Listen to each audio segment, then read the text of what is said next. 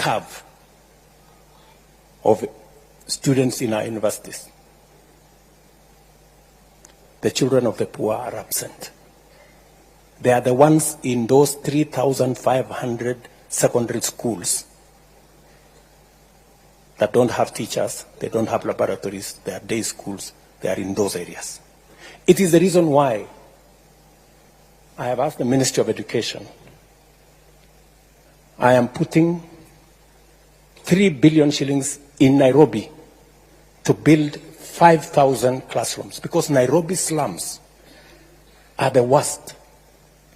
Those are the children of the poor. They never go to school, and they are in the city here. P.S., you know that. I have discussed this with the governor of Nairobi. I have discussed this with the MPs of Nairobi. And so many other areas. We need a lot of affirmative action. So, Ochieng, to your point, it is because of that realization that some of the parameters we are using, you know, a child that has gone to a bridge school in Kibra or some school in Lokichogio, you know, it is something for us to consider when we are looking at how to place them. So we will continue to improve on the model. We are not saying the model is perfect, but I think to a great extent it is towards 95% in the right direction, and we will keep improving on it. Mongaro Richard, you have told me that by the end of your 4th year, your loan will be something like 240,000, right? And you are asking me, what will the new guys, what will be their loan after 4 years? It's going to depend on the course that they are pursuing. Let me tell you, Richard, you know, we have to be brutally honest with ourselves. The old model, the differentiated unit model, assumed that all courses were the same. And a course in medicine costs the same as another course in a different subject. The reality is that it is not. University chancellors are here. Vice chancellors are here. I don't know whether university vice chancellors are here. Who is willing to tell us that there is a difference? Yeah? Yeah, they are here. There is a difference. And this model recognizes, this new model recognizes that a course in medicine costs 600,000 to train. A course in education costs 180,000 to train. And therefore, for a student doing medicine, Government of Kenya gives more for the student doing medicine as a percentage, because it costs more to train that student. And if we don't give more to train that student, we will end up with a student who is, with a graduate who is half-baked, because we didn't give them the resources to train the student correctly. That is the difference between this model and the other one. So there is every reason why we have to interrogate this model. Let me ask, any vice chancellor who is willing to tell us, you know, don't worry about kusalimiwa. Sisi wengine tumezoea kusalimiwa kila siku. But you know, the truth is the truth. It cannot be changed. I want a vice chancellor who is here to volunteer. Yeah? On, yes, Mwalimu, and you say which college you? Your Excellency, I happen to be the Vice Chancellor of Alupe University, also previously a member of the Presidential Working Party, on education reform, and a member of the party that recommended this model. And we agreed. Let's listen. You know, we are intellectuals. Yeah. You know, and intellectuals, you listen to reason. Yeah. You know, we are not a mob. We are people who want to reason. And I like what Junior here, Kisero, he said. He said, we want to listen, we want to challenge, you know, and we want to be part of the solution. So let us listen. And you can challenge what the professor is saying the same way you are challenging what I'm saying. I mean, it's the right thing for intellectuals. Professor. Your Excellency, I'm going to pick on a course in my university, which we are beginning in September, and that is a Bachelor of Science in Nursing. A Bachelor of Science in Nursing. In preparation for that program, we've had to spend almost 3.8 million to prepare equipment for nursing, even before we start. It's not the same as preparing students for teacher education, where I need the 4 walls, I need a micro-teaching lab, which does not cost even a quarter of what it will cost me to prepare a nurse. And indeed, the skills lab for nursing alone, even when Q was telling me I'm ready, they have still been given other things to buy, are going to cost me 1.67 million. So preparing a nurse is very expensive. And so we cannot have the same cost for preparing a teacher, preparing a doctor, preparing a lawyer, like the differentiated unit cost was doing. Indeed, colleagues and our students who are here, some of our universities were paying us 60% of our salaries using the old model. But right now, if I am able to get the correct banding for my students, Your Excellency, I'll be able to support even capital development within my institution within the next 2 years. And that is the truth of the matter. I will not have to beg for money and ask for money and wait for capitation. But I do take on board your concerns about the correct banding, so that there is a normal curve depending on how we deal with our students. So, Your Excellency, I will say all courses don't cost the same. And our students should appreciate that if we get this money and we don't do our best with that money, then we are responsible for what is going to happen. Thank you, sir. Thank you very much, Professor.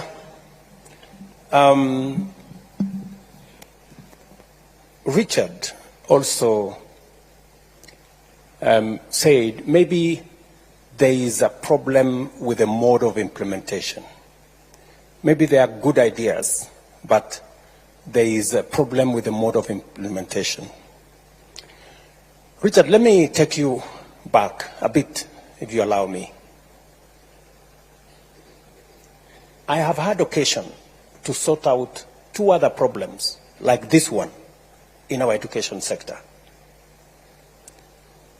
When I became Minister for Higher Education, for 19 years, students had to wait for 2 years before you can join university.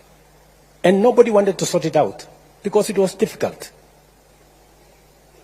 Every minister dodged, danced around it, because people don't want to solve problems. It is easy to color problems. Oh, we have a big problem. Talk about the problem. Explain the problem. So, but it's difficult. It's okay for people to talk about the problems. I see many people. There is this problem. The students are being placed in the wrong band. This model is not good. But I have tremendous respect for the people who have ideas on how to solve the problem, on how to come up with solutions. Yeah? So, I sorted out the problem of university students having to wait for 2 years. It was difficult. I was called names. People said I was going to destroy the education system. But we were incurring huge losses. You know, a student finishing Form 4 and waiting for 2 years, many of them, by the time they were going to university, many of them had dropped out, others had gone to pursue other things, some of the girls had gotten pregnant, you know, and it was just chaos. So I took it upon myself and drove a program that eventually, in 1.5 years, we sorted out the problem. Number two, we had a big issue, a big conversation, as I told you earlier, about education and the absence of technical education in our system.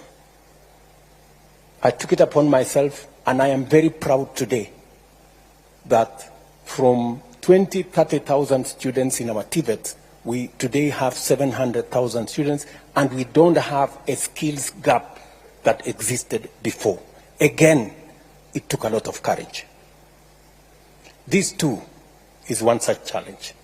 I'm asking you guys, let us solve it together, the way Junior here said. And we can do it together. We can do it. So,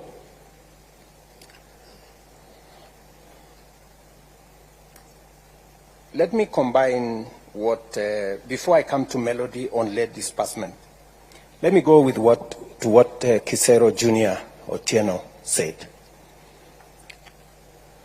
He said, what was wrong with the old model? Yeah? Number one. Number two, why don't we amend the old model? Yeah? And number three, why don't we do it together? Junior, let me call you that. You're so right. I will tell you what was wrong with the old model. And then I will tell you what we are doing with the new model and how we can do it together. I don't know even whether it is me to say what was wrong with the old model. The old model was almost destroying our education. Because, number one, it assumed that all the courses were the same. Number one. It also assumed that government had the money to pay 80% for everybody, when it did not. And the results were disastrous. Scott Theological College, a university, closed down because of the old model. Many universities here, when I came into office, because of the old model, 23 out of 40 public universities were bankrupt. And if you are going to a university that is bankrupt, explain to me what kind of education you are going to get from a university that is bankrupt. Friends. And are there university chancellors here, vice chancellors here who know how serious that is? What was the situation? Yeah? Are they here? Vice chancellors, say many. You know, if the old model was working, tell these students the old model was good, and you know, let's go back to the old model. Yeah. So the vice chancellors are here. Any Vice Chancellor want to tell us, yes, who, this lady here? Or, oh yeah, here, from Embu University. Yeah, thank you very much, Your Excellency. I want to say that, indeed, as you've seen, the only model was getting our universities. And I stand here on behalf of all the universities because I'm the chairman of the Vice Chancellor's Forum, and therefore I can talk on that mandate. And I would want to say, as of June 2023, 23 out of the 40 universities were technically insolvent. And the round one of this model, which we just started last year, has been able to get many of those universities out of that pit. And we have done simulations and we have seen in 3 years' time, in 3 to 4 years' time, all the universities will have a turnaround, and we all stop being insolvent. And therefore, I would want to say, as Vice Chancellors, Your Excellency, we support this model because it's a model that we see is going to turn us around. For example, I would want to say University of Mutembei is one of those that would have been otherwise technically insolvent. In fact, in that list, I'm number 17. But I can say, as of now, we are in the positive. And it's only one round. We owned our lecturers. Because of the old model, when we raised the CMBAs, we could not be able to pay the new salaries. And we owned our lecturers and our staff members arrears for 2 years. And because of this new model, last June, May and June, we were able to pay those arrears for 2 years. So right now, University of Mutembei is clean. We owe nobody nothing. So it's a model, Your Excellency, we want to support, because you could draw a line, and we would have told you when all the universities will be technically insolvent in this country. But we know now that there is a turnaround, and we are going to get out of there. Thank you, Your Excellency. Let me say this, my friend Junior. The model, the student-centered model, is actually an improvement. In your own words, you said, why don't we improve? Why don't we take the old model and make it better? This is exactly what we are doing. The household contribution was there. It is there in this model. The scholarship was there. It is there in this model. The loan was there. It is there in this model. The only difference we are making is that we are looking at how do we make children from vulnerable families, how do we assist them? How do we make sure that when we send students to a university, we also give the university resources to make sure they teach the course for which they have admitted the student? It is true. I mean, it is a fact that it doesn't cost the same to teach one course as against the other. And this funding model is sensitive to that. It is also sensitive to students who come from vulnerable families.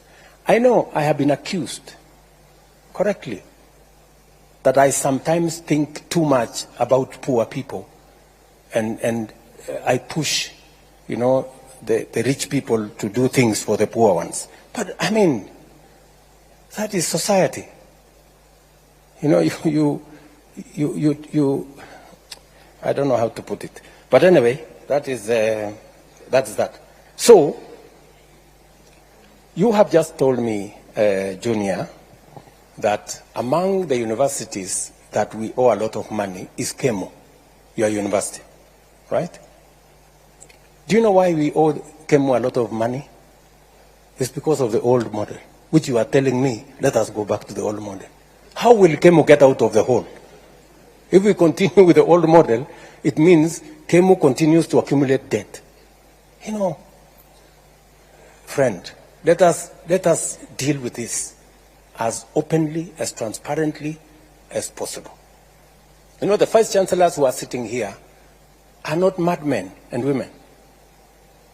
You know, for them to agree for us to work with this model. They've seen what happens with the old model. They participated. We worked with them. We worked on simulations. We brought in experts to look at, because the one thing we cannot do is to compromise on the quality of our education. The old model is compromising on the quality of our education, because if lecturers are not paid, if material is not available to train our doctors, if workshops are not working to train our engineers, we will end up with the wrong engineers, we will end up with the wrong doctors, we will end up with the wrong teachers, and we will destroy our country. It will be very reckless of us. It will be very irresponsible of us. Me as president, these vice chancellors as managers of our universities, you as students, for us to accept, to walk a path that leads to the destruction of our country and our education, for that matter.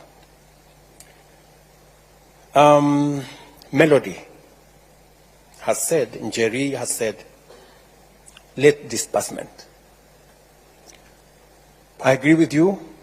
That is part of what brought us to this very unfortunate situation. The reason why we put together this new funding model is so that we are clear on what our requirements are. And I have made a deliberate decision that I'm going to invest more money in education. Because if we don't get education right, we will get nothing right. Because everything will go wrong. And I don't want to throw money at a problem. I want us to invest money in a plan that is well thought out, because I would have just decided to put money. But you put money in a model that's not working, you don't solve nothing. It is the reason why I invested a lot of time, I brought in a lot of professionals, and I'm willing, just the same way, Junior, you said, bring forward ideas. Let us look at this model again. If there is any improvements we can make, if the student body can come up with improvements, let us subject it to scientific evidence, and let us see how we can improve on it. The improvement is what we are doing. We are improving on the model that was, to make it better.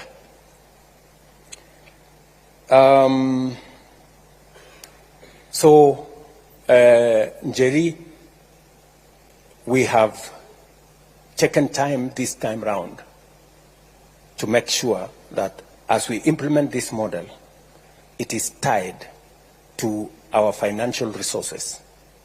We have clearly identified how much money we need. You know, we based the old model on assumptions, which assumptions were wrong and almost collapsed our education system. This time round, we are using empirical figures. That's why we are feeding them into our budget, so that we give the universities the money that is enough to teach every student for the course that they have been admitted. It is not necessary for us to tell a university, teach for us this doctor, and we have given them money enough to teach a teacher. It is not right, because they will not do it. And if they do it, we will end up with a half-baked graduate. Brian Waka, usalama. Umesema ya kwamba pale university mnataka usalama. Na nakubaliana na wewe 100%. Sasa sijui makarao nikituma hao pale. Si mtawashughulikia kweli? I agree with you that sometimes the security situation in some of our universities is wanting, and it is a conversation I can have with the Vice Chancellors. If the Vice Chancellors can give us details of where they need support to make sure that our universities are safe, we are prepared to have that conversation.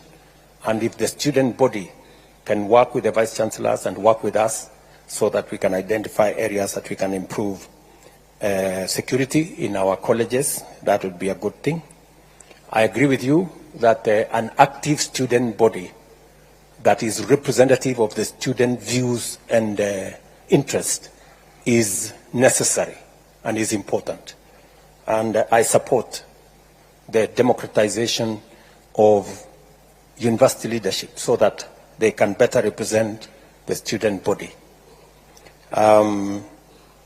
You have also asked me whether I can establish a mechanism where I can directly listen to some of your views. I am happy to do that. If you can tell me what mechanism you want to use to engage with me.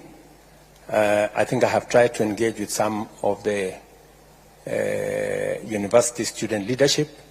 Just make sure that when you come with that leadership that will engage with me, wasiende kusalimiwa. Kwa sababu sasa wanaenda kuteswa, so we can have that conversation. I think those are the issues so far. I can take another round of I think the lady here is, or there is a gentleman there, maybe. Or the lady? Okay, the lady here. Thank you, His Excellency. My name is Marceline Mugesi from Muranga University. And mine is a suggestion and not a question. We have funds allocated to the constituencies to provide bursaries in the constituency level. Why can't these funds be given to help to increase the scholarship part and reduce the loans given to the students? Thank you. Thank you very much. There is a gentleman there. Maybe we can. A minute. Okay. Viva comrades, viva. Viva comrades, viva. I am Gishangi Gitonga, the JCOT Secretary General. And Mr. President, for the entire time I was sitting on this seat, it was becoming hotter and hotter. For the simple reason that by every minute I'm receiving phone calls, because before I came here, I engaged my people from JCOT, and they told me if I did not tell you the truth, they would impeach me. So allow me to be as candid with you as possible. Proceed. Mr. President, my first question, and one of the biggest questions my people have been asking me, is why the rush? Why the rush in implementing a model that has a lot of technicalities? Why the rush? Because I am a financial engineer, and as you have said, the issue of the interest rates is determined by actuarial scientists. But the model in itself has a lot of issues up to this moment. So even if we had all these issues coupled together, you've given a lot of sad stories of people not making it to campuses such as the Scott Bible Institute being closed. But Mr. President, we have a lot of people being affected right now. While we were at Naivasha, Mr. President, once we left, we felt like rubber stamps. Naongea ukweli, comrades. For the simple reason that after that, a report was given in Naivasha. We had a summit in Naivasha around June. And the report that came out is that we had agreed to the model. And our comrades were really angry with us, Mr. President. So we felt at that point like we were being set up. Like what we are telling the people is just for formalities. And we have spoken in a lot of forums, Mr. President, but I believe you have already noticed that people are not clapping much to even the best of points, because there's a general tiresome, there's a general exhaustion among the people, because we are usually given a lot of promises. We will come to forums such as this, but we know that very little of it will be implemented. And Mr. President, we also know that corruption is the biggest public expenditure. And before you came into office, there were people you came into office with who had corruption scandals. But once they got into office, they became suddenly people of integrity. And Mr. President, in as much as we are discussing education, we know that the help decries of you've even told us, and it's also something I take issue with. While we were with you at State House, you told us that the debt was around 70 billion, or there was a time you told us 70 billion. A time came you told us private universities have 51 billion. And today you said 180 billion. And as a financial engineer, I'm finding it a little bit hard to reconcile all these figures, Mr. President. So you could also state it a bit more clearly over that. But the HELB and the PS of Education has told us severally that the public institutions had debts and all such kinds of stuff. But we have seen exposés on Twitter, exposés by the Auditor General, telling us that a chair somewhere cost 3.3 million, Mr. President. I will not rush to criticize anything of the sort, but you know that corruption is a big expenditure in this country. What is your administration doing to ensure that corruption ends in public institutions? Mr. President, you are using 9 beaters to classify people. Once again, I'm a financial engineer and I take keen interest in numbers. You use 9 factors to classify people. Now explain this to me. We have a parent earning 25,000 shillings. And the firstborn has made it to JKUAT to do financial engineering. But this family has 7 people. It has 6 siblings under the person who has made it to financial engineering. So, under what category does this person fall? Let's even say it's 50,000. This person lives in the CBD at a place where the life is very expensive. So, under what category does this person follow? Or will we have the same thing repeating itself of that girl who was looking at the people with graduation gowns? Because the firstborn, yes, made it to campus, and they found the new funding model, and they appealed because they were placed in band 5. But unfortunately, as you've heard, we have, let me confirm the numbers, we have 26,000 appeals. And also as a financial engineer, I know that not all appeals usually go through as they ought to because of the system glitches. Mr. President, kindly explain to me where this person should land, because among the 9 beaters, the issue of the siblings and probably the dependents around that family, because some of these families adopt people not because they have too much, but because they have compassion on the people in the society who the government is unable or unwilling to help. Mr. President, we also have the issue of a defunct KUSO. And Mr. President, I love what the gentleman who has spoken in Swahili. I must first commend him because of the perfect grammar. Of the issue of, I do not know if you know anyone who represents other campus students. Because, comrades, do you know anyone who represents you? Do you have anyone? So, Mr. President, I would like to urge you to probably constitute something that will even be recognized by the government, because as students we have been crying, as student leaders we have been crying for a very long time of people who are there to just by themselves curse, Mr. President, people who are there not to represent our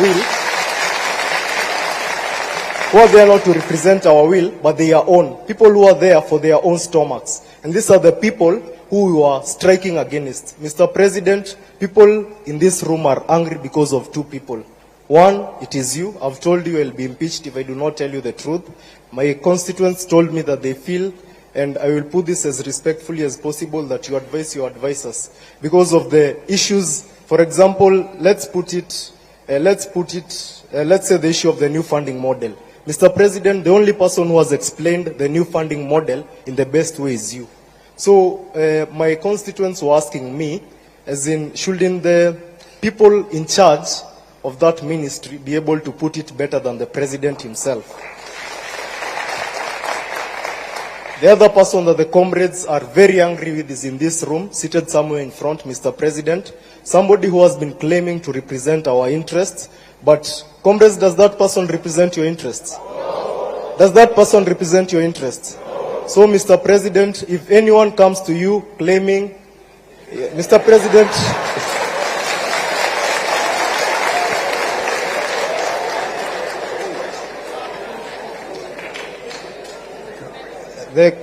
the comrades are telling me to tell him to walk out, but we are here for peace, Mr. President. So I would want to put it as straight as possible and to be as brief as a cock on a hen.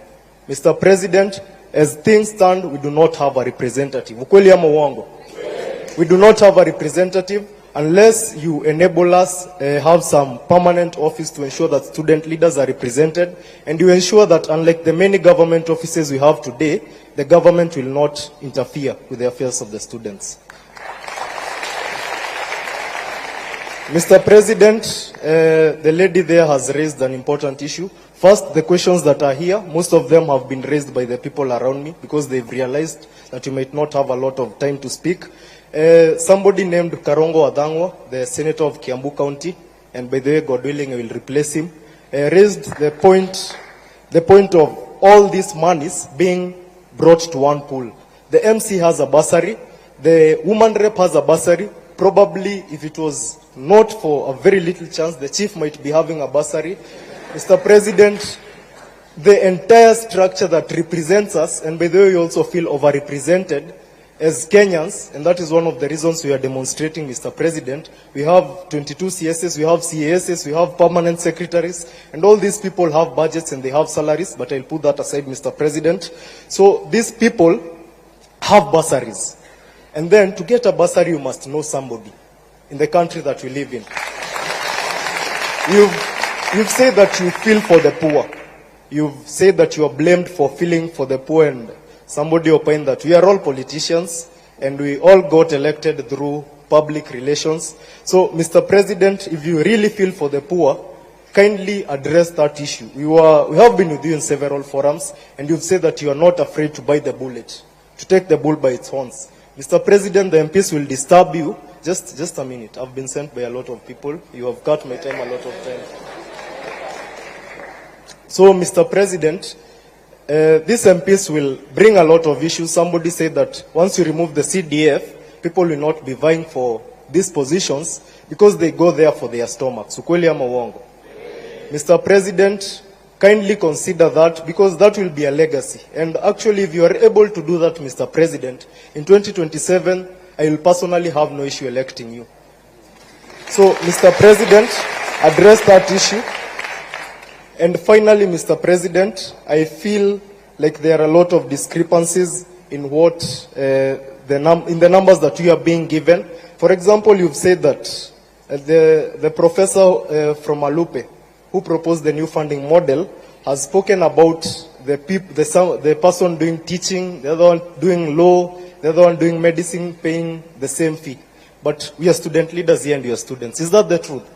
No. Under the differentiated unit costing, does a teacher pay the same amount as a doctor? So, Mr. President, we kindly ask that such small things be reconciled, because these are the things that make people strike. Probably in Naivasha, the HELB did a lot of good work, but as I said in the newspaper yesterday, the Daily Nation, you could go through it. I said that you might be doing a lot of good work, but your communication team is very bad. So, Mr. President, for the little good work that you do, ensure that you know. And last but not least, there are students who defer, and also help me on this issue. We have students who deferred in 2022, but they have come back right now. I feel that it will be very unfair for these students to be classified under the new funding model, Mr. President. And they are a lot. And they have sent me with their cries, Mr. President. So I stand here as a representative of my people. Kindly address those concerns. Thank you. Thank you. We have taken already two from this side. Let's take, I think the final two from there, and then from here.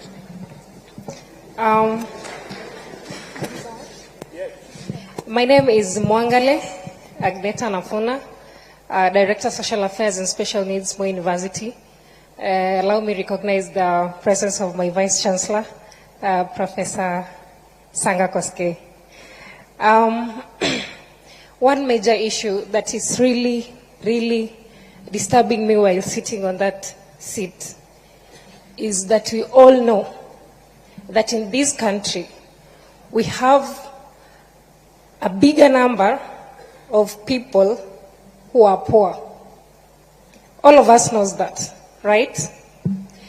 I am very much devastated to hear that only 12% of the whole population of the students in this country are placed in Band 1. If we really, Your Excellency, can do something about this, we can appreciate, because there is no point of giving 12% of the whole population to Band 1 and expect that the other people will just have to appeal. Why would I say this? It's because when giving 12%, you knew very well, or the team knew very well, that you have a lot of poor people in this country. So at least they will have at least given a bigger percentage to these people, and at least consider also those people who are earning maybe middle or who have bigger salaries. I believe that in this meeting where we are seated, we have to be having at least 50% of the whole population placed in either Band 1 or 2. Then the little number of people in this country who at least can acquire what they need in life to be placed in those other bands, at least 50%, so that it can strike a balance. Number 2, Your Excellency, as Mwangale, I believe that you really wish well for our university. And I know very well that you have the interest of those people who are needy in this society of Kenya at heart. And I would ask this for elaboration kindly. The other day, the directive was given that students will just go join to university, then, like, without even paying anything. Like, let's reason out, how will it be when students are in university? Yes, they have not paid the money, they need services. We have workers, we have lecturers, and all other stakeholders that really need to be paid. Of course, there are basic services that you really need in our university. So, how are the university going to manage this? If I said I only need a clarification. Then, Mr. President, I will also need maybe some explanation on this, the placement. Of course, everybody is saying the funding model is the brilliant thing that has ever happened in this country. But now the problem is its implementation. In a case where, of course, we have parameters to place these students in Band 1 to either Band 5. But now how is a kid, maybe whose parents have separated informally? Of course, lately we are having a lot of broken marriages and everything. Of course, you can find sometimes even children end up remaining on their own, or maybe staying with their grandparents. As a student, or as this kid, how are they going to present themselves? How are they going to defend themselves when it comes to their placement? Because they don't have anything to show. Thank you, Magineta. You have asked 3 questions. I think it's only fair that we stop there. Thank you very much. Maybe we can give one more person up mbele, or yeah, maybe this guy at in front here. Yeah. To His Excellency, Mr. President, all protocols observed. I am Nick Okoth from the Aviation College of Mombasa. My concern towards the new funding model is drawn to the situation whereby you have got twins, they are joining the campus at the same time. But then during the placement, you realize one is placed on band 1, and the other finds herself in band 5. How do we handle such kind of a situation? Thank you very much. Can I have, maybe we can take 2 from this side, and then we can take 2 from that side. A lady and a gentleman. We have a gentleman right behind there. Yeah, thank you, Your Excellency, for creating this opportunity. I'm Faustin Wandera from African Nazarene University, and by God's grace, I'm serving as chairperson of the Student Council. Your Excellency, African Nazarene University is a private university. And under this new funding model, we feel discriminated as private universities. I am yet to be convinced, as much as you have explained to us this funding model, because of the following reasons. Maybe you can help me to understand if you answer these 2 questions. If the government decides to offer a scholarship to the students to go to private university, is it that the scholarships are being offered to the universities or to the students who are Kenyans and they have a choice to go to the private universities? Number 2, Your Excellency, if I believe the funding model is running, if this model is going forward, then we are being forced as the student leaders in private universities to also find the solution. Just the way you committed to the people of Kenya, I also committed to the students of African Nazarene University that I will have to make sure that also your needs are met. Your Excellency, if this model goes on, I have a solution. We have a solution which is an initiative. It is called ASOSI, that is African Nazarene Student Organization Scholarship Initiative. Now, as the Student Governing Council, we will be forced to offer the scholarship to the students in the institution.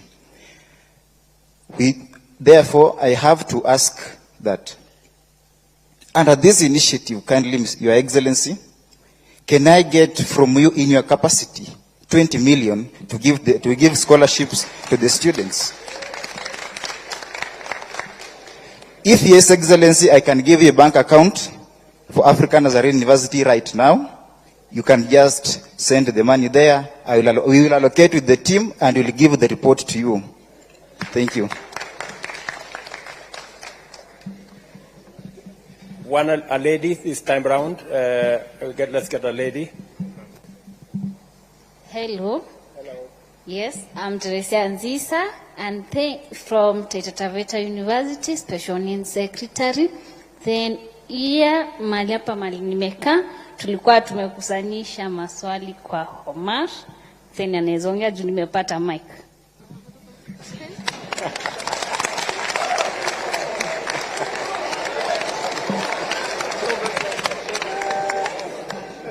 Comrades, wisdom. Comrades, power. Comrades, viva. Vice Chancellors, hi. Your Excellency, I have a few concerns concerning the new funding model and a few things related to the university, higher education funding. And I'll start right away by talking about the students who do the intra-school transfer. You know, once comrades, the Form 4s, or a student is done with the Form 4 education and therefore the COOPS portal is open for application of the courses and the universities, they are not aware of which courses. They are not aware of maybe which courses to apply for, and therefore they opt for any course. And they believe that on reporting to that university after the placement, they'll get to change their courses. But now this has become a problem, because on changing the programs, the funding, I don't know, the funding board or the government. An example of the 300 students in Pwani University who transferred their courses, and therefore, up to now, their fee has never reflected. And I have a problem with why should the entire cost of the program reflect in a student's portal instead of the household obligation? I mean the household contribution. Now we get to know that the government, due to failure to release the funds to the universities, these students are not able to do their exams. These students cannot access the university services. These students are held back from enjoying the privileges of the university, just as other students. I'd really love to hear you respond to that. Secondly, in Naivasha, with the PS, though she gave you a contrary opinion or conclusion, she told you that we agreed to everything and we said that the model is really working, which was not true. Actually, we told her that for this model, if we have to stick to the new funding model, let us do away with band 4 and band 5. Because these are the problematic bands. They are the bands that are creating so many problems to the parents. In Pwani University last week we had students joining, and majority of them came with their parents. So you find that we are helping in the admission process, and the parent is coming thinking that I'm part of the administrators, crying that, oh, my student is placed in band 4. Like my net worth is 0. What should I do? Na anatoa machozi. Really, Mr. President, I thought this government is for mama mboga and mtu ya boda boda. So what do we do to search, or rather to help such parents and students? Number 3, you said that if students can propose better ideas to make this model work, then I'm a social scientist. I can offer one. Now that my wise colleague there said that we have so many bursary kits in different dockets, starting from the MCA up to the presidential, your office also has a bursary. I don't know if that is true, but you know it yourself. So if we can constitute it into one kit and make education completely free, or reduce the cost of programs, that will be very appropriate, and this model will work. Number 2, I asked myself, now who sits back and decides that now this program is going to cost this much? Who? I think the vice chancellors and you know better. Do we have a fixed figure that should be the lazima tu cost of the program? For example, medicine should cost this much, so we can reduce, right? So if we have a reduced cost of programs, and let's say, for example, you have those, maybe the impossibility of band 4 and 5 being done away with, now we have band 1, 2 to 5. We have students in band 1 paying nothing, band 2 paying nothing, band 3 paying something, band 4 paying something a little more than those in band 3, and band 5 paying that way this model will work. Mr. President, I can assure you. Thirdly, we've talked about the corruption in the institutions. We have this seat. Mtu akikwambia this seat costs $1 million. That's crazy. We have this thing called a procurement act or procurement something. Like each and everything has to be procured. We have those procurement officers. Those are the sources of corruption. Mr. President, if you have to do something, then start with doing away with those offices. How the hell can we have a seat here costing $1 million when we know the actual price? So can we have the procurement act done away with? Thank you, Mr. President. Thank you very much, my friend Omosh. Is that your name? Omosh? Omash? My name is Omar. Omar. Okay, Omar. Thank you. Let's take two. I am informed that we are running behind time, but I will take two more. Yes, my sister. Okay, Kalen Karemi, the Vice Chair of the East African University.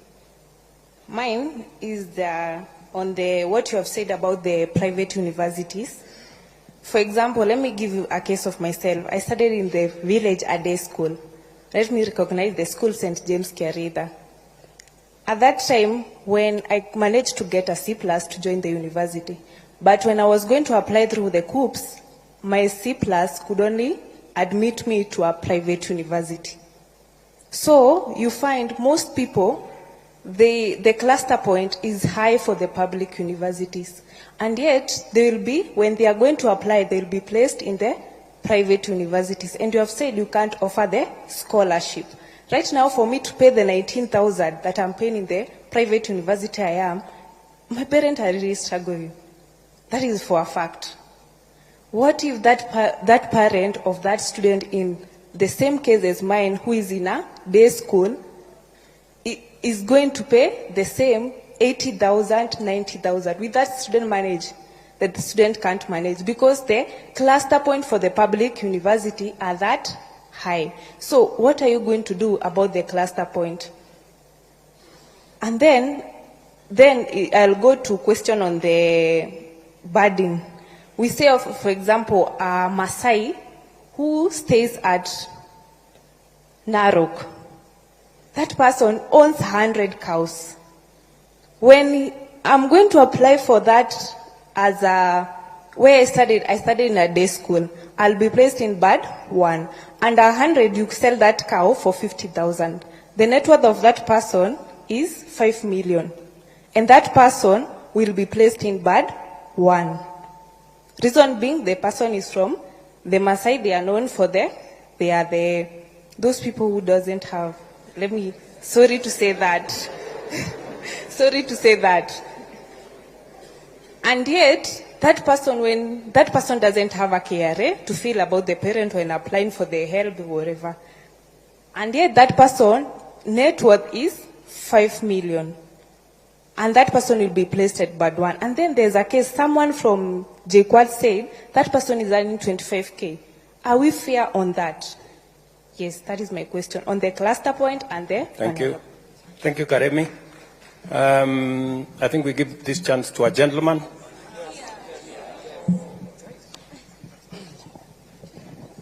Thank you so much. I'm Vincent Tarus, the president Moi University, and I'm also a finalist doing medicine and surgery. Okay, thank you so much. Number one, Mr. President, I'm really not happy at how we were discussing figures of expensive courses. Yes, it's true that the government is paying a lot for students doing the expensive courses, but we also have to look at it from the student side. And these are the figures. I'm going to use figures for a student doing dentistry. And of course, with these figures, you could estimate those who are doing medicine, engineering, and all those expensive courses. A student in band 1, the one who is very vulnerable, is going to pay 39,000 shillings. Remember that at the moment, we are paying less than that.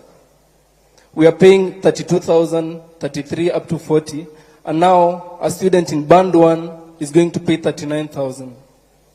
My cue, the conception of the new funding model is on the basis of assisting the poor. Number 2, a student in band 2 is going to pay 78,000 shillings. A student in band 3 is going to pay 156,000.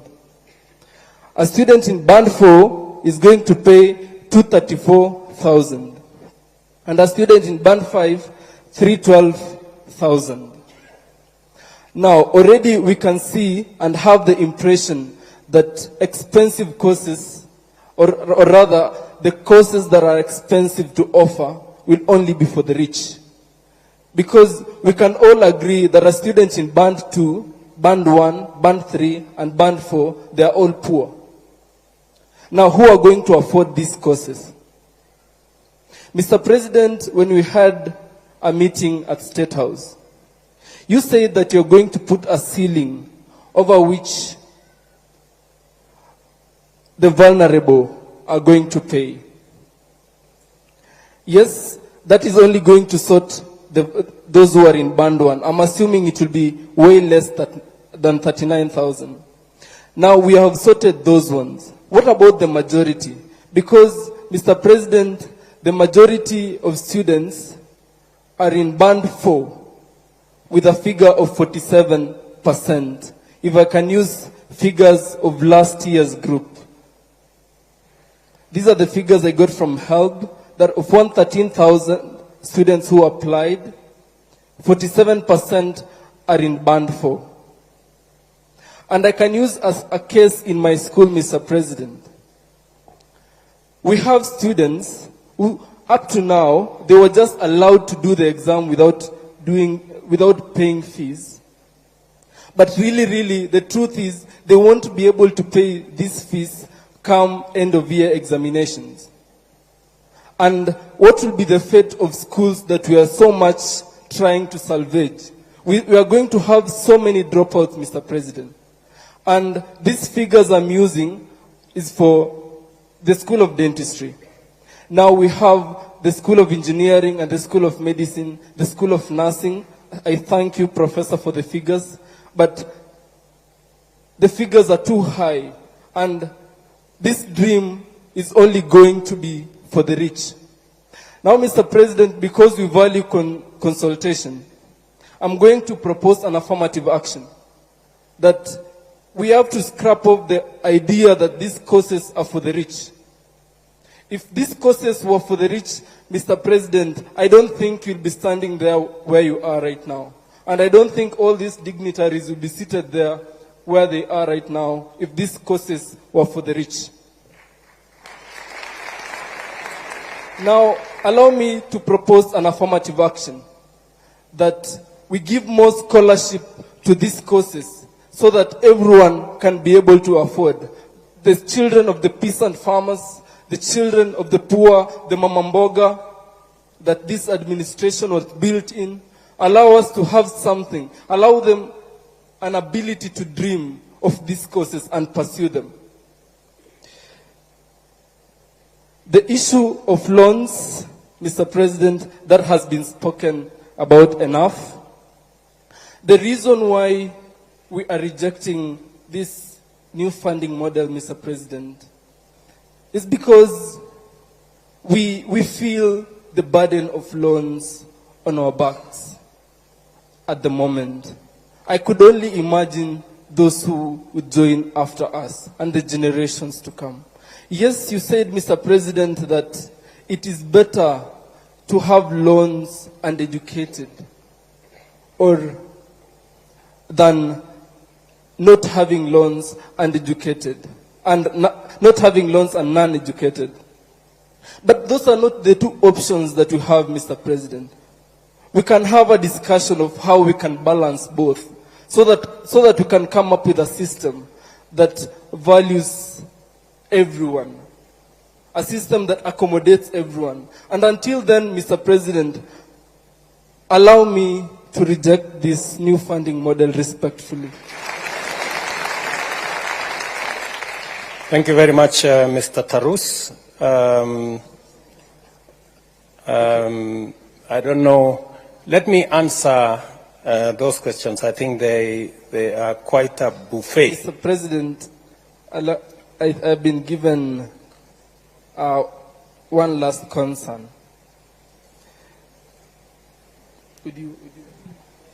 Okay, it reads, yes. Please, okay, the issue of student independence and admin stepping on student leaders.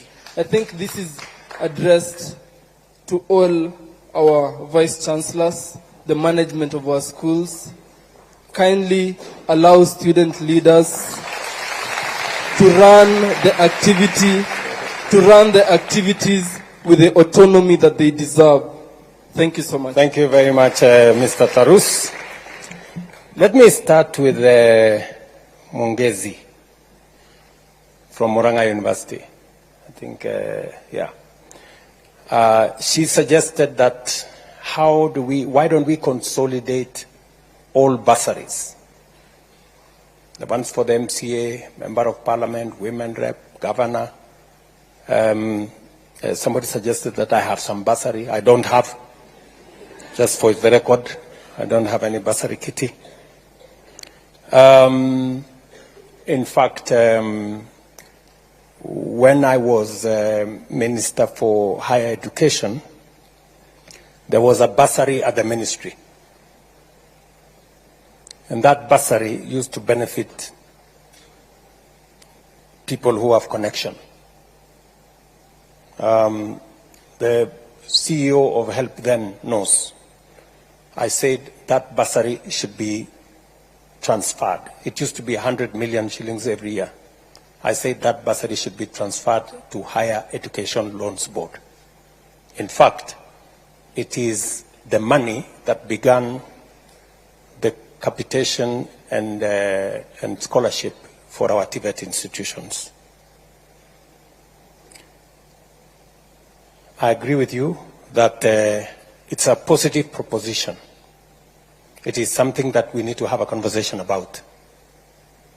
It is something that I will engage governors about, because in our constitution, it is the counties. Once money has been given to the counties, I have no authority as president to decide for the counties. But I think a national conversation that consolidates all these bursaries, and then we see how far it can go towards making our education affordable, is a very positive conversation. I am ready to engage in that conversation and provide leadership in that conversation. My good friend Gishangi from JKUAT has asked me, why the rush? I am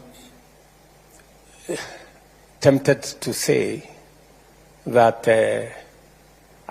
if the situation our universities were in is not serious to warrant us to have this conversation, and by the way, it took 6 months to 8 months of a conversation with different professionals. It was not something that it was over one night or a weekend or a week. It is something that was very clearly thought out. And you said something like, we make promises that we never keep. Let me tell you, this is one commitment I made. The universities are here. The vice chancellors are here. They can tell you the commitments I made on this model were delivered last year, and it is making a difference in our universities. That is the reality. You did say that corruption is a big problem, and I agree with you 100%. Corruption is a big problem. And I want to thank the university leadership, because part of the corruption that has been going on is on even the money that we give to universities. We decided that we are going to go using technology. I'm very happy that the university leaders accepted that we use technology. Unfortunately, our secondary schools and primary schools took us to court. They still want to deal in cash. And I know we lose a lot of money there. Corruption is something we must deal with it firmly. I have made proposals on what we should do as a nation. I have had conversations with the Chief Justice. I have had conversations with the leadership of Parliament on what we need to do on legislation to make sure that we deal with corruption. But we can also, corruption is not just about jailing people. It is about putting systems in place that make sure that corruption doesn't happen.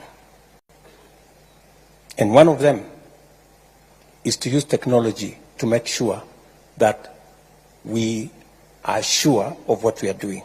And that is what this whole system and what we are doing with HELP and what we are doing with COOPS and what we are doing with our universities is all about. I have made it very clear, and I have asked sometimes we investigate an incident or a corruption case, and people rush to court, and we are given an order, you cannot investigate so-and-so.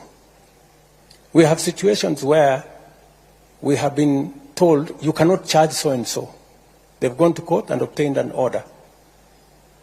We must interrogate corruption so that we make sure that we deal with it from all angles.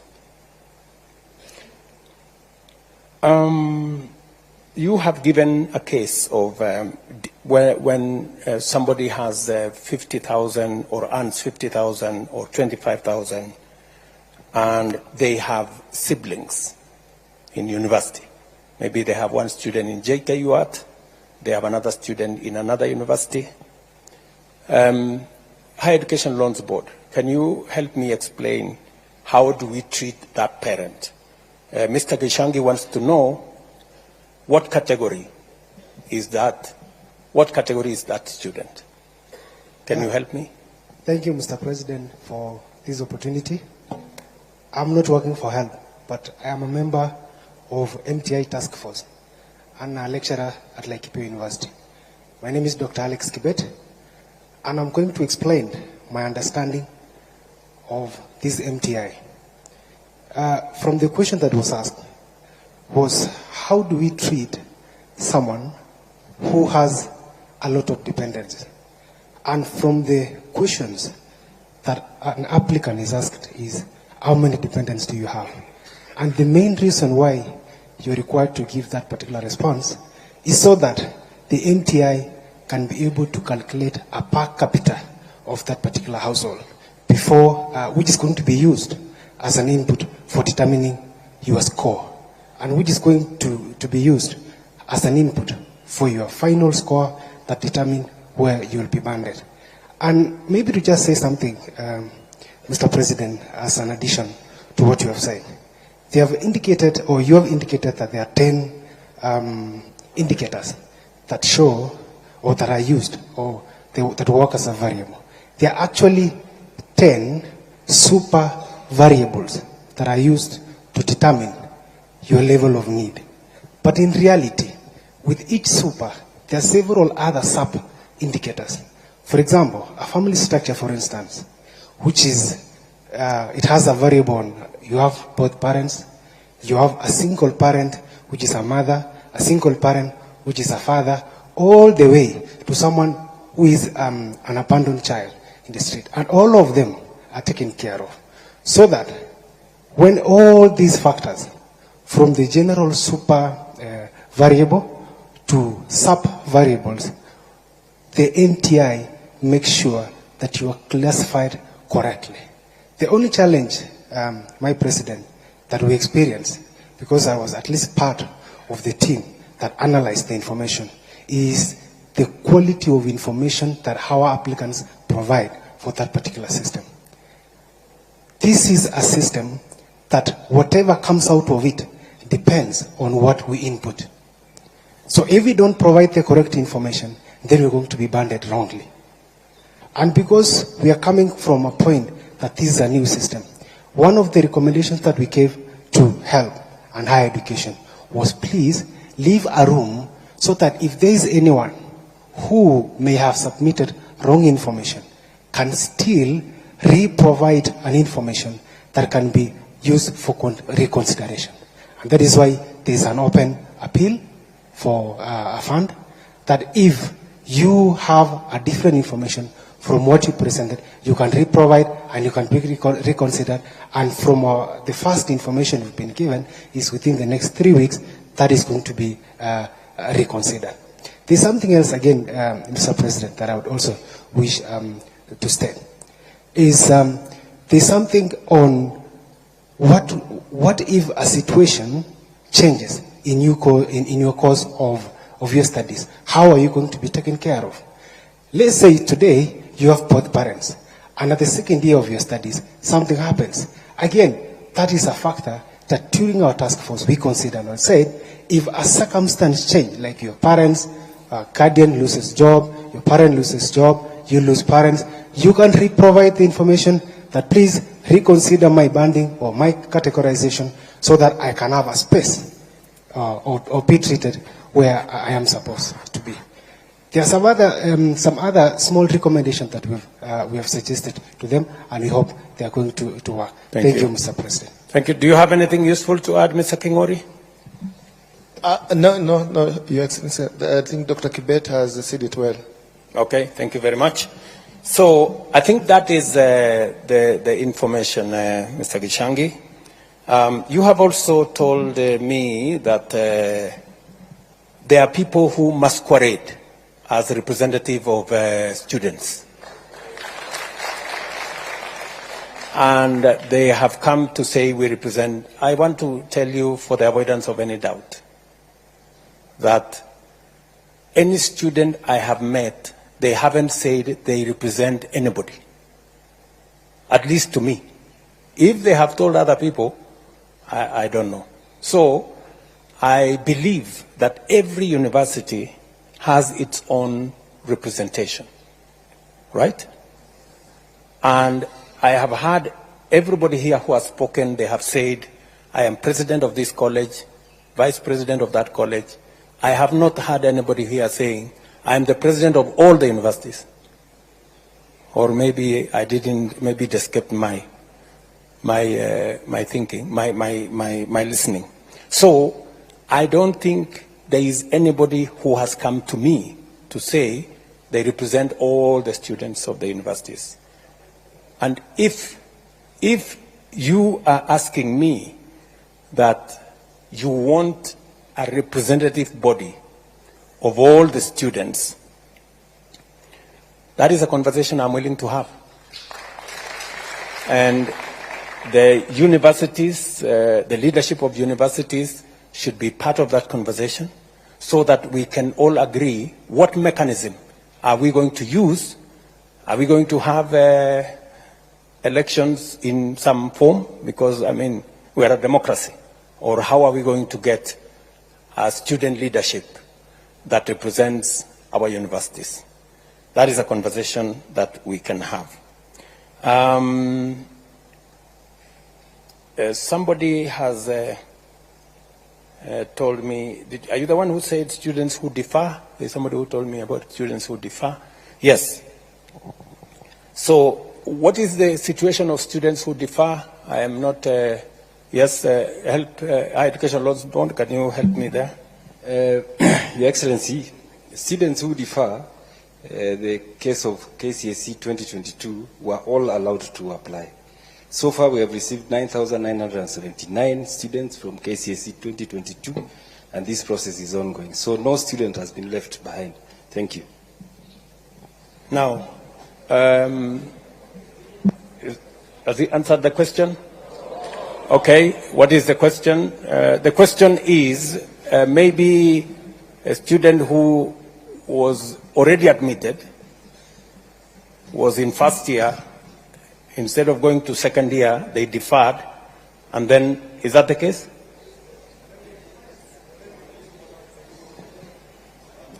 Okay, okay. Which model? Are they coming? Okay, I think what the question is, those ones who you are now considering, are you considering them under the old model or are you considering them under the new model?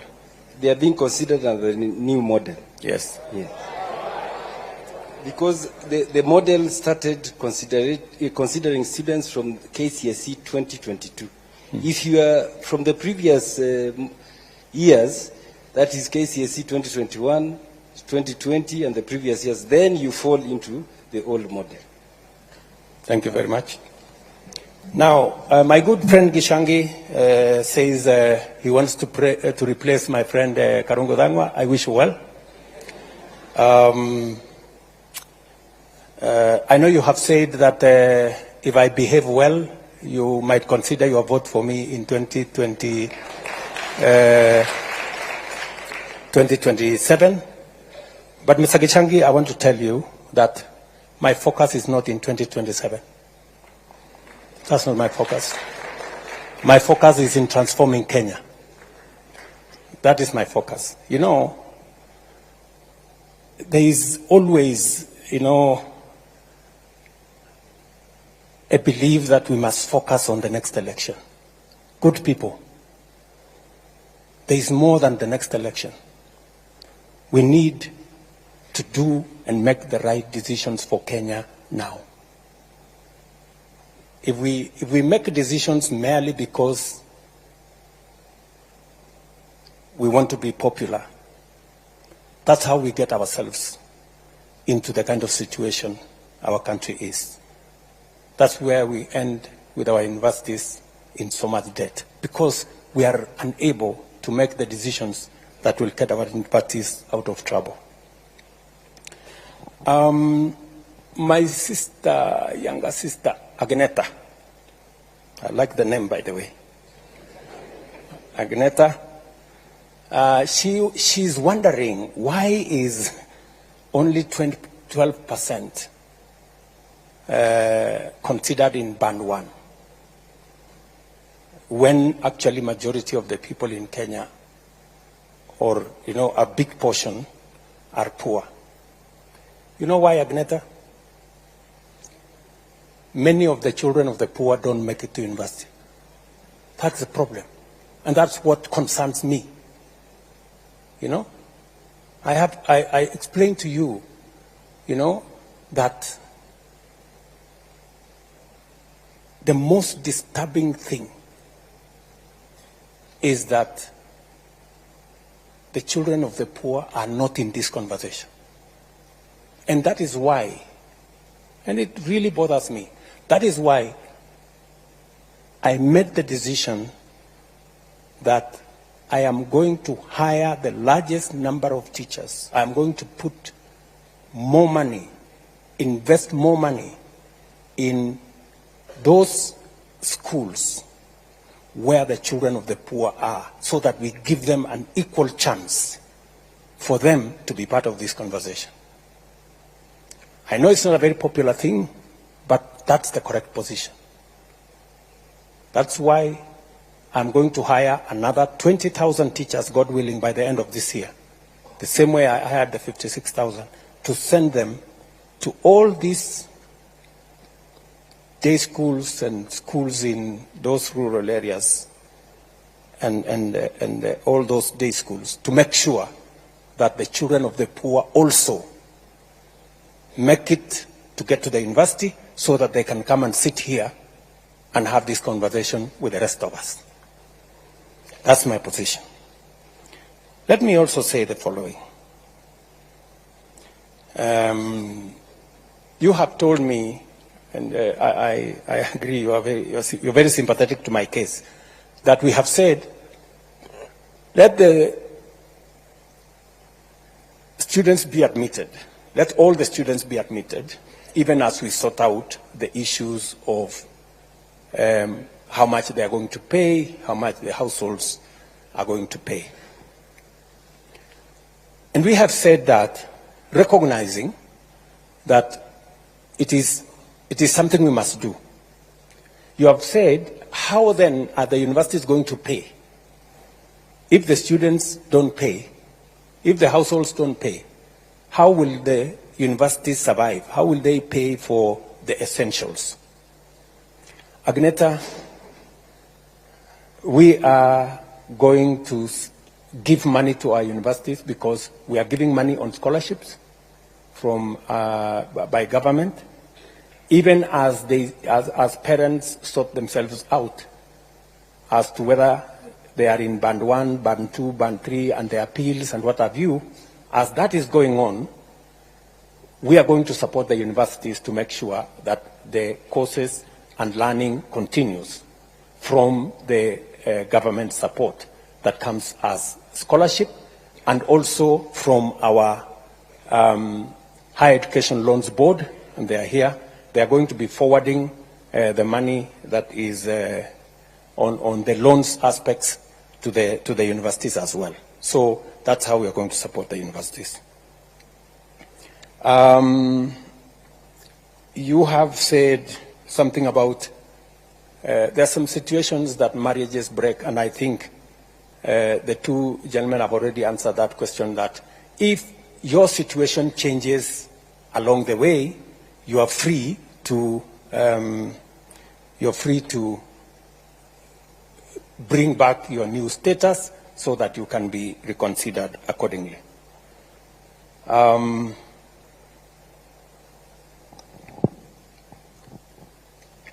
Nick Okoth, twins joining university. Higher Education Loans Board, if we have twins joining university, what is the situation? There was a question when they were filling the form, and they were asked, do you have a sibling joining university or TVET college? And if they said yes, they were supposed to input either the ID or the index number if they were minors. And that goes into considering where they are placed. Yes, because we score them up to 100, and that will give them another 29 points to move towards band 1. Okay. Faustin Wandera from Nazarene University. You told me that you feel the universities are being... I have tried to explain that the private universities have sponsors, they have endowment funds, they have scholarships from different other avenues, and considering that we also know that there are students there who deserve support from government, we have made the same loans available to students going to public be available also to students in private universities. I'm very happy that you have ideas on how we can make the scholarship work. I am willing to listen to those ideas. I know you have invited me to some form of harambe or something. I think we have since said we should abolish harambes or something. We are on the way there. So, or maybe you are suggesting that some private sponsorship of students in the university. That one, you can take it up with me offline. It cannot be a conversation here. We can have a conversation in another place. Omar, sorry. Omar, it looks like he has left. Oh, you're there. Okay, you put on you put on a different outfit. Intra-school transfers. Omar says there are students who maybe because they are not sure of how things are, they apply for one course, and then when they get to the university, they want to change their courses, and in the process, they get lost somewhere, and their issues are not sorted out. Higher Education Loans Board, again, can you help me with that situation? Why does it take so long when students change courses and they are approved by the universities? Your Excellency, what would happen is that the list of the students who have transferred will be forwarded to COOPS for validation, and after COOPS validates that they have transferred to a program they qualify for, then they would upload in our portal, and our system would pick it. So maybe that lag can take a month or so and that could be affecting the students. But we are going to improve this year. We are going to talk with KUPS so that we can improve that process. When you say we're going to improve that process, Omar would want to know, it now takes a month. He says it takes 3 months. What are you estimating that it's going to take? Are you able to give us a shorter time frame, or we give you time to think about it? I think it's even engineering has been done where KUPS, I'm sorry, I'm talking on behalf of KUPS, have availed the transfer module to the universities. I don't know whether the Vice Chancellors can confirm that. So now you don't have to send documents to KUPS. The Vice Chancellors would log in and effect the transfer there, and they validate in real time. As a way of managing that losing of time? Yes. Can a Vice Chancellor confirm whether that is the case, one who has experienced such a case? Where is the Vice Chancellor? Yes, there is a mic behind you. Your Excellency, my name is Professor Biambo, Vice Chancellor, Meru University. I would like to confirm that that is true. We can now transfer online, and it's done real time. Thank you very much. Thank you very much. Why should the whole fee reflect instead of the household? Just hold on, Omar. I'm still answering your questions. Just tuliza boli kidogo. Omar is asking why should the whole fee reflect? All he wants is the fee to reflect on what the household is supposed to contribute. I think initially the letters that went out had the full fee, the cost of the course, and that is what brought a lot of confusion. The ministry then instructed, and I think the PS can speak to this. Yes, PS. Your Excellency, there had been a lot of confusion in terms of what the students contribute in terms of fees as compared to the actual cost of the programs. So we thought it was important to share this information so that students can appreciate that a course like medicine, for example, is 612,000, but the government is shouldering a portion of this cost of the program, and the households only pay a certain amount. But Your Excellency, we've been in conversation, and when we realized that was a problem, we withdrew the letters, and we have released new letters that just indicate the amount for the household to contribute. Thank you. Thank you very much. I think initially, Omar, what the point was, you know, sometimes people don't appreciate where we're coming from. I think so there was an attempt to say, okay, this course costs so much. The government is going to pay so much. You're going to get loan of so much. And the household is going to pay so much. Unfortunately, many people misunderstood that and said, okay, the cost costs 600,000, that's what I'm supposed to pay. And that's what brought confusion. So I think subsequently the letters were withdrawn, and now it's only showing what the household is supposed to contribute. You have said about Naivasha that there was a problem in Naivasha, that you guys were in Naivasha, and I think there were some agreements that maybe were misrepresented. I was not aware. I was briefed by the team that was in Naivasha. It was a place to explain, for students to appreciate. Do you want to say something as the team leader who was in Naivasha? These good guys are saying you said what they did not agree.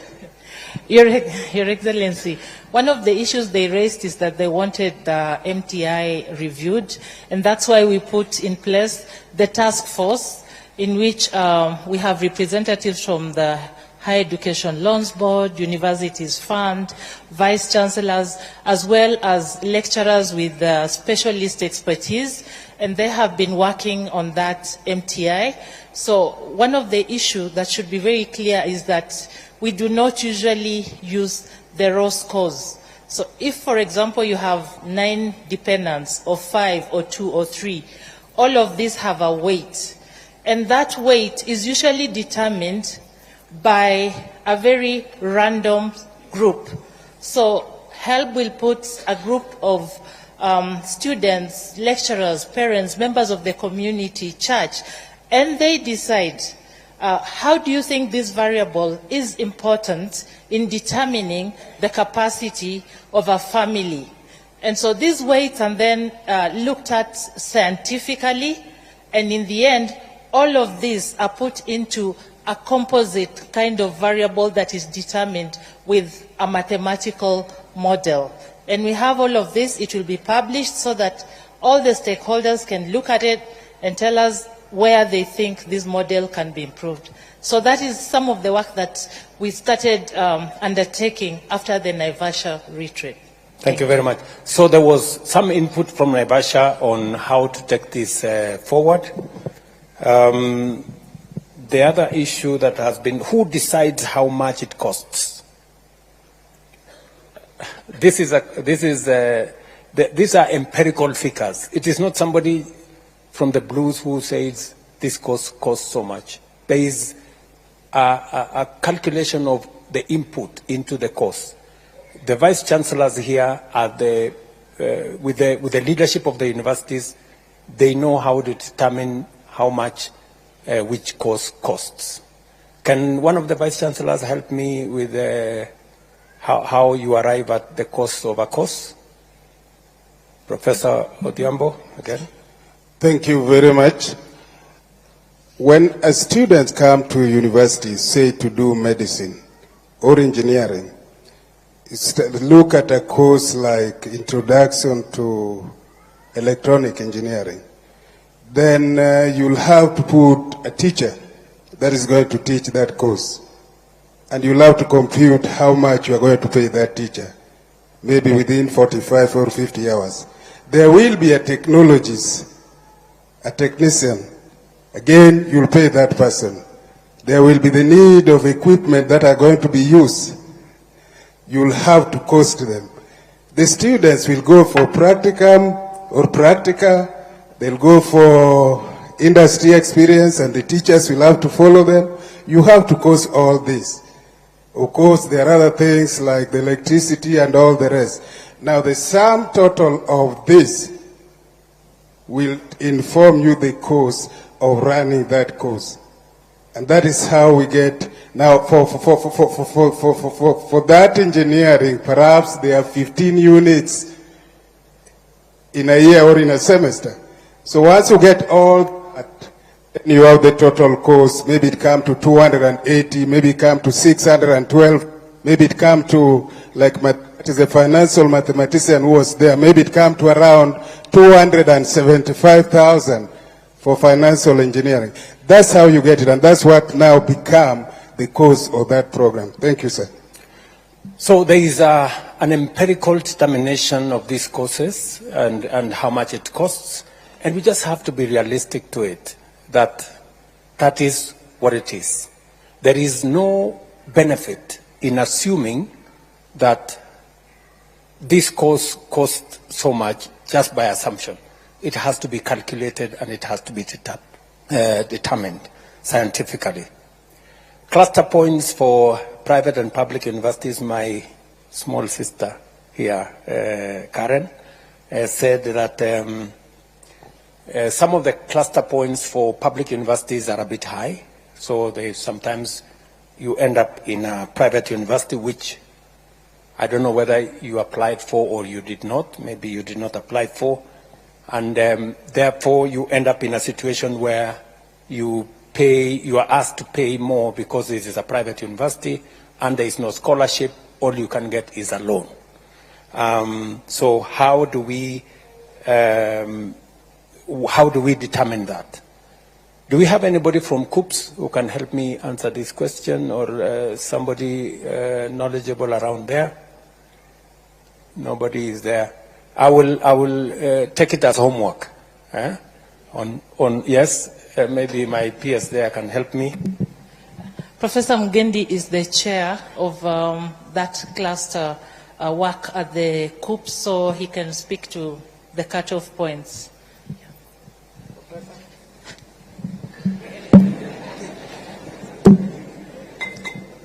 Thank you very much, Your Excellency. Yes, I am the chair of placement committee at KUPS. And indeed, because of the way clustering is done, sometimes you might want, a student may want a course in one university, but they are not able to get it because their cut-off points are lower. And that's why that question from the concerned lady was, she said that maybe she got a C+, but then she could not be able to get appropriate courses in public universities, because maybe most of those courses then that she wanted, the cluster points were higher than what her cluster point was, and therefore she ended up in a private university. But for private university, again, Your Excellency, the student must have chosen to go to those universities. They are not just placed there. There's normally a box where you tick that maybe if you don't get this course in public universities, you are also willing to go to private universities. So there is always that choice. And I think, again, if the person would really want to come to public universities, there are still courses that are available that just require the minimum university entry, but they may not be courses of the prime courses that they wanted. But anybody wanting to go to public universities and they have a C+, Your Excellency, they will not be denied, because the universities are there and there are programs that are linked to take them. Thank you. Let me also tell Karen that KRA is not the only parameter we use. So this Maasai fellow with 100 cows, and there is no provision for what is your tribe in the whole thing. So there's no place for Maasais there. So the other parameters are there. Which school did you go to? Which primary school did you go to? You also registered under the education system. Are both your parents alive? You know, there are so many other parameters that eventually determine the classification. So even though you may not have some of your details in KRA, there are other parameters that contribute to the banding. So I think that is what informs the whole setup. My friend Tarus has given us a classic example of dentistry. Dentistry is the most expensive course. I don't know why you chose the most expensive course. To make your point, I guess, that this dentistry is a course that we have, universities have said it costs 730-something thousand. So this is a course that is fairly expensive because of all the reasons that we've been told by Professor Odhiambo there, the delivery of the course. And what are we going to do to make sure that we don't lock out children from vulnerable backgrounds from this course? We have to strike a balance between teaching the course at all, because we actually run the risk, Mr. Tarus. If we continue the way we are continuing, we run the risk of not teaching that course at all, or having a half-baked dentist, because we have made him to pass exams, and yet we haven't trained him enough. So that's a balance we have to strike. And you remember when we engaged, I told you this is an area of improvement that we may consider. What about the expensive courses? How do we have a ceiling on making sure that those coming from vulnerable backgrounds have a ceiling that does not exceed what they can pay? But let me also say the following, Mr. Tarus. You also know that students in Band 1 get an upkeep of 60,000. up from 52,000. Students in band 2 get 55,000 as upkeep.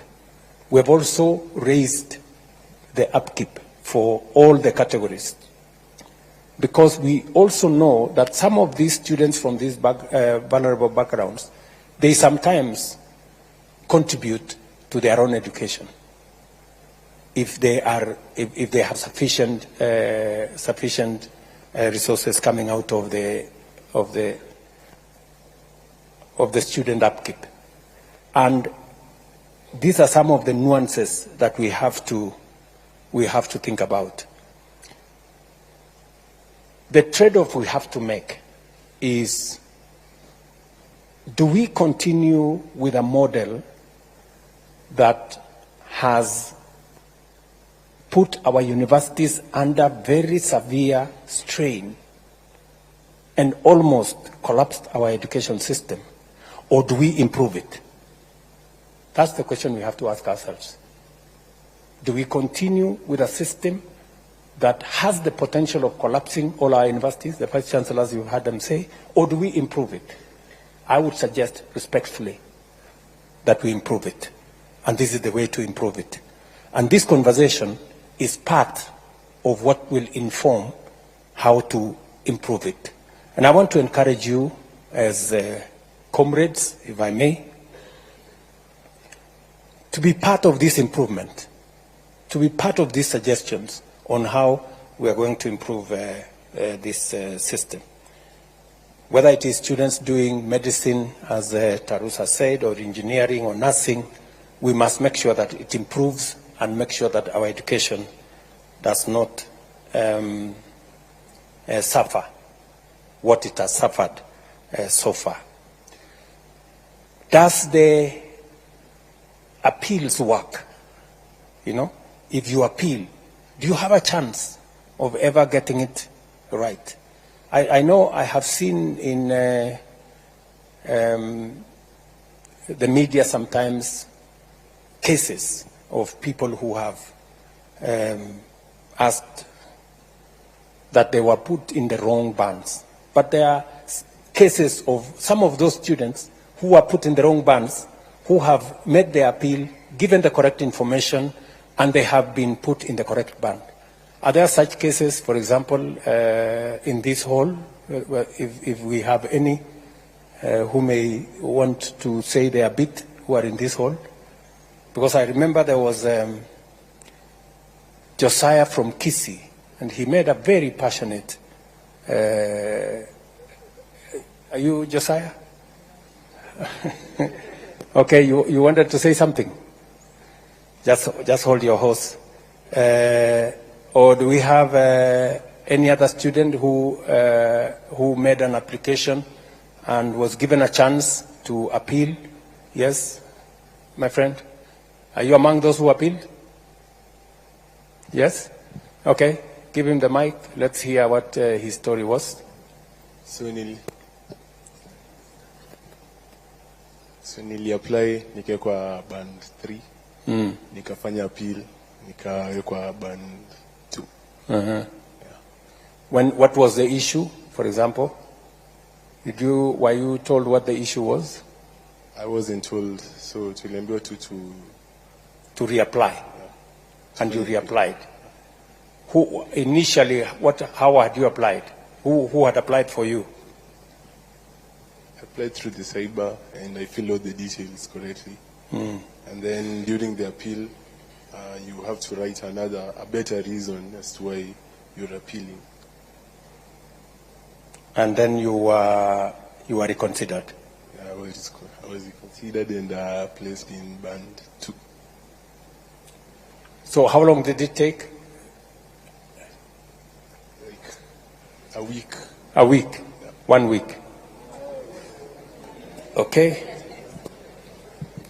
There are some other people who have applied. There are others who have taken in some of our suggestions, and we have seen them progress. Now, good people, I am told it is 10 p.m., 10:10. And we had time up to 9 what? What was our cutoff time? 9:15. So we are an hour late. So let me conclude by saying the following, that I have listened very carefully to, yes, my friend, you have something to say? Give him the mic. Yes, thank you, Mr. President, for giving me this opportunity to talk. So my question was about my institution there at TUK. So when you were coming to launch the S block at the Technical University of Kenya, you told us that there was the land that is behind the Kenya Poly, that is the Technical University of Kenya. You told us that that land belongs to us, and nowadays I see that land is used as a parking space by some people we don't even understand. So kindly can you clarify how that land went? Because we will occupy that land as from tomorrow. Thank you. Thank you very much. Vice Chancellor, I think we have the Vice Chancellor of TUK here. Can you confirm what the situation is with that piece? Vice Chancellor. Thank you, Your Excellency. Vice Chancellor from Technical University of Kenya.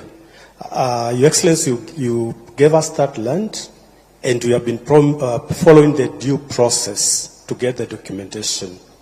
I told my students not to occupy the land because we need to have the title deed so that we do the right thing. And I want to appreciate that, Your Excellency, my student led by my president who is here, Alex, we've been talking to them. It's true, there's a team that made a fence and they started parking there. And the students say that the president said this is our land. And we have written letters even to your office through the head of public service to that effect. And we are waiting to get the response. So kindly don't occupy. We are going to get the title deed so that we do it right in the right way. Where is the CS for education?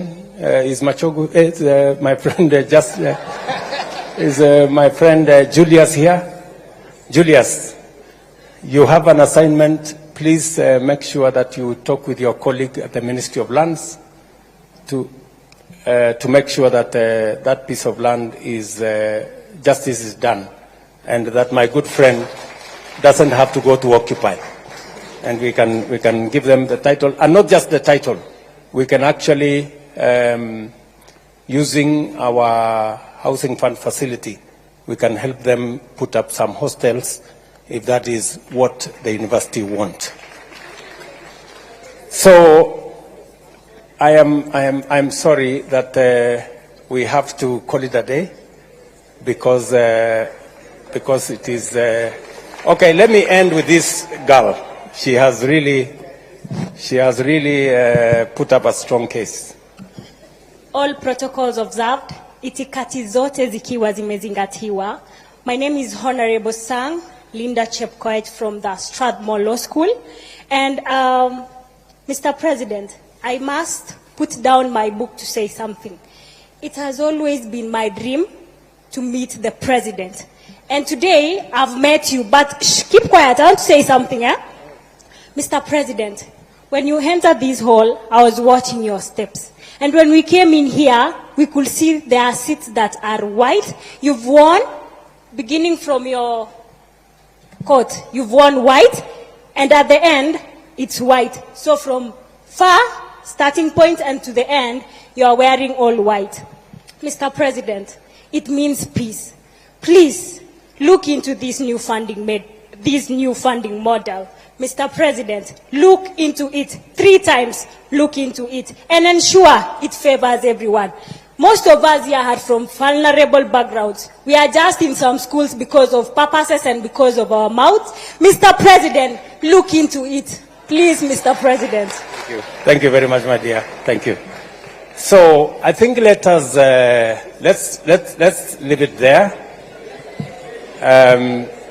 I know the ladies want to say something, but because of time, what maybe we could agree on a way forward. And let me suggest one, that this has been a very healthy conversation. I must say that you have enriched my thinking. You have given ideas that give a suggestion on the way forward. I value every suggestion that has been made here. Many people here have given suggestions on how we can make it better. My good friend Junior here said that let us improve on what has been there, make it better, so that our universities can move forward and all the students can look at the model positively. You have said that there are certain reconsiderations that have to be made. We have all the vice chancellors here, majority of them. We have my staff from the Ministry of Education. We have people from Higher Education Loans Board. We will take into account the issues you have raised. Beyond the funding model, you have told me about matters to do with fighting corruption. You have told me about how we create better representation for students in our universities. You have told me about all the other issues.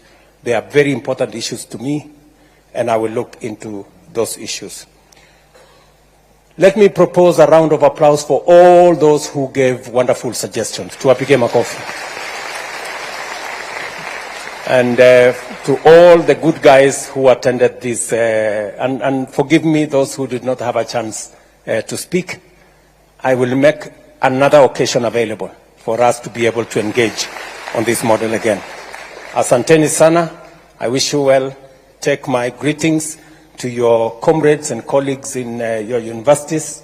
And I wish you well and see you soon. Asante sana. Why don't we put our hands together for His Excellency? Please, let's give him a round of applause. That's almost quite a number of hours right there. Your Excellency, thank you very much. I'll request that now we be upstanding as we allow His Excellency to exit.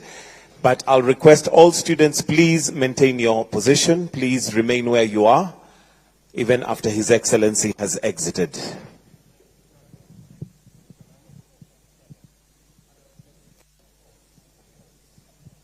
And a round of applause for His Excellency.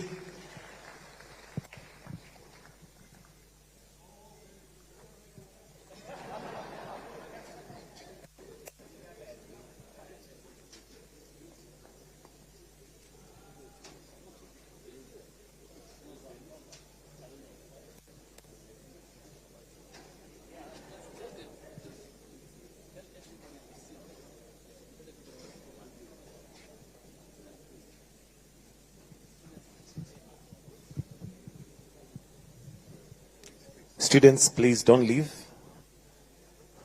Kindly.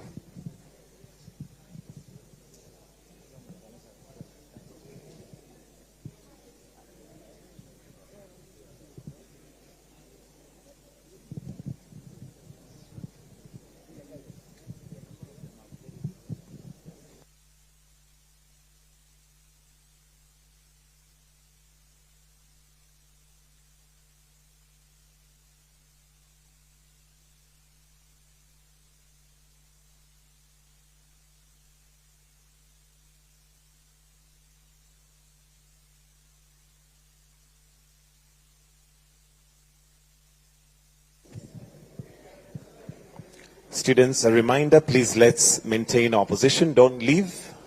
Even after His Excellency has exited, kindly let's stay back.